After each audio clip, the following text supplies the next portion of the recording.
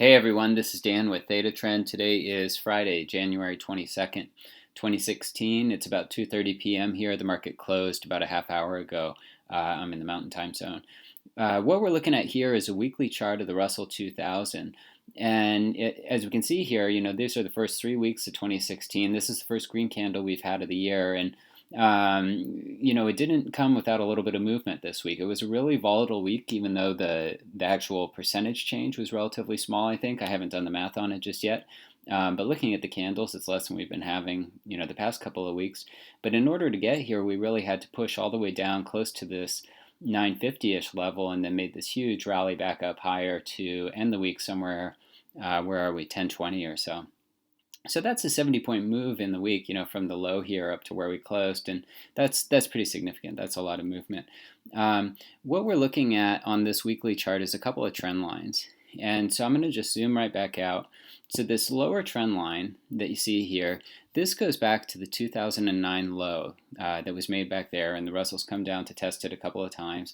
And in this early part of 2016, the market's fallen down through it. Just trying to get into the right zoom here.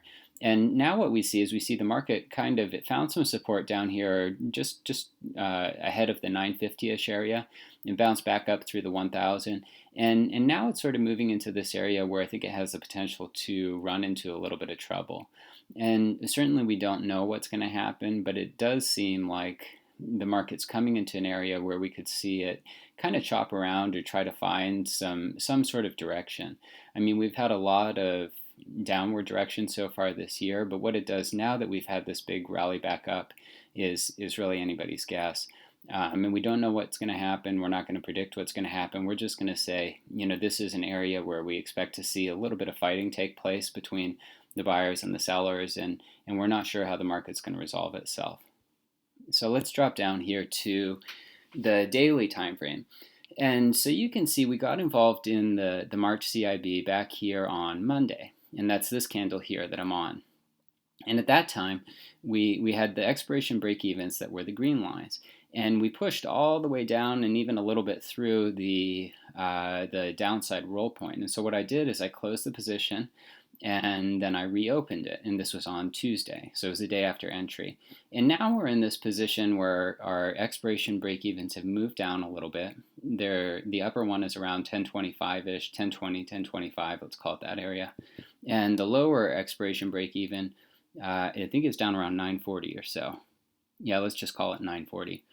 So the market has basically come all the way down to here, bounced back up, and now we're on the upper part of this, and we are running into a situation with the trade where it may become necessary already to adjust again on the upside. I'm not exceptionally bullish in here, but I do, I will adjust the trade on the upside if we need to do it. And, just because of how far the market's come, I didn't do anything today, and really we didn't quite get to a point where I needed to do anything today. But I will be watching this trade on Monday and Tuesday to see what happens, see where the market goes, and how it digests the move from this week. And if we need to, we will bump out the expiration break even and adjust on the upside. So let's drop down again here. Now we're into the 65-minute time frame. So at the 65-minute time frame, we see we've been watching this kind of area of value or consolidation area. And what we saw here is the market broke down pretty sharply early in the week. And from there, it staged this really huge rally. It came up to the 5-day moving average, which at that time was sort of declining. And I said, well, it does look like it's starting to flatten out a little bit. And we saw the market sort of start to get rejected from that. And then it turned around and it closed up higher above that, and it came right into this declining 10-day moving average. So certainly the market is weak in here, but we are seeing some signs of slowing down. We're seeing some signs of consolidation. I would not go so far as to call it strength at this point, but we're just seeing a slowdown in the rate of descent. If the market breaks down again below this 980-ish level or so next week, then it's likely impossible that we're going to come down here and test this 960 area. If we break through there, I'm not really sure what's going to happen. But I wouldn't be surprised to see a little bit of a push higher and maybe a test of this lower bound again. That's certainly possible. If the market wants to continue higher, what it's going to have to do is start developing a pattern here of higher highs and higher lows on the 65-minute time frame.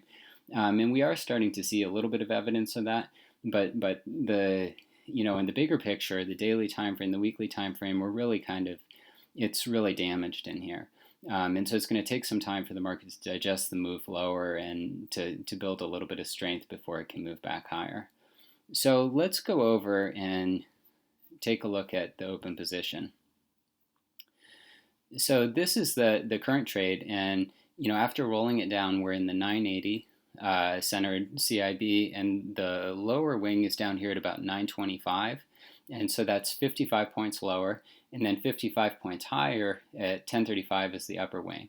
I also have the 102 IWM call here to flatten out the T+0 line, and this is what the position looks like right now. So we're in a really safe trade, and even if you think about it, the other day the market went all the way down here to like 950 and then came flying up here to 1010 that one day, and then we closed the day here at about 1020.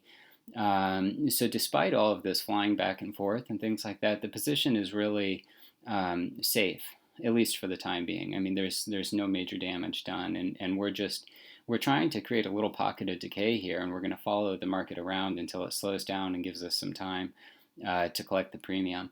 But as of the close on Friday, we went in, so we have an open loss of about $17 on this trade, and the loss that I had locked in from rolling it lower was about $7 after commission. So, so all the movement and everything, it has an open loss of about 25 bucks or so.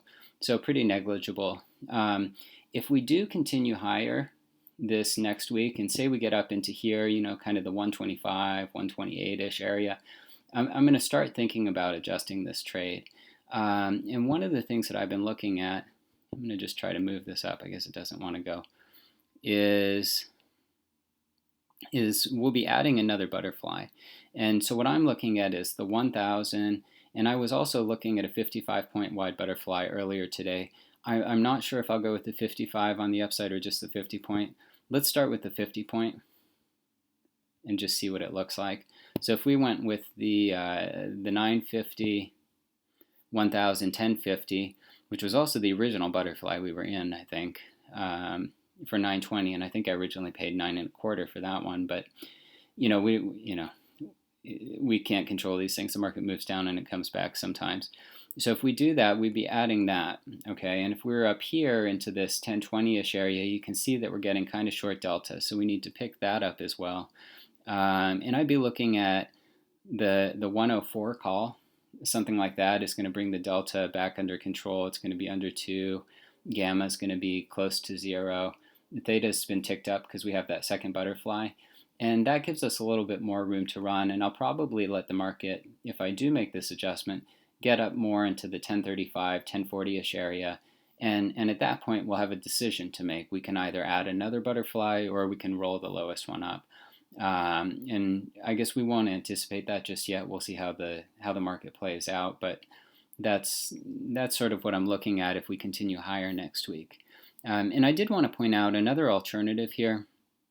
So we're in this 102 call. Another alternative would be to go ahead and buy the 97-102 debit spread. And what we're doing if we do that is we're selling out the 102 that we own. There's some open profit in that because the market's moved up so quickly after opening it. And then we'd be essentially buying an in-the-money call to cut down the delta.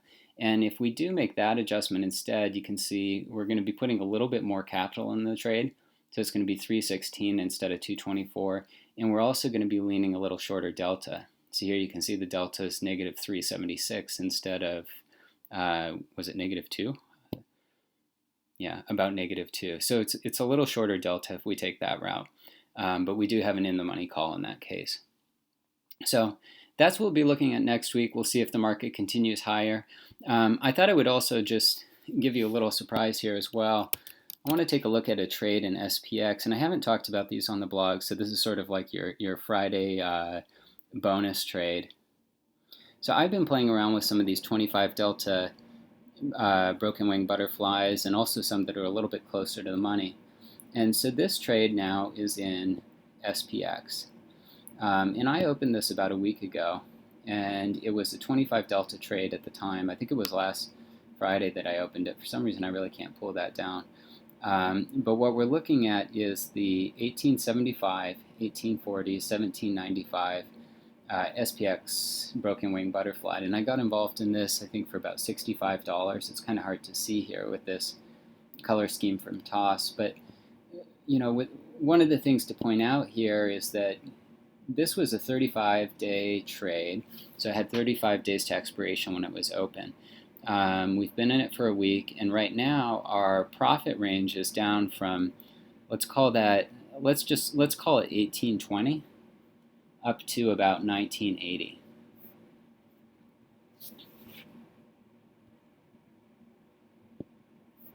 And we're going to just pull up a chart here of the SPX, and we'll sort of put that into context. So we have room to run here. We're safe in this trade basically from 1820, which is down here, up to 1980, which is up there. So we have a really, really wide range of profit.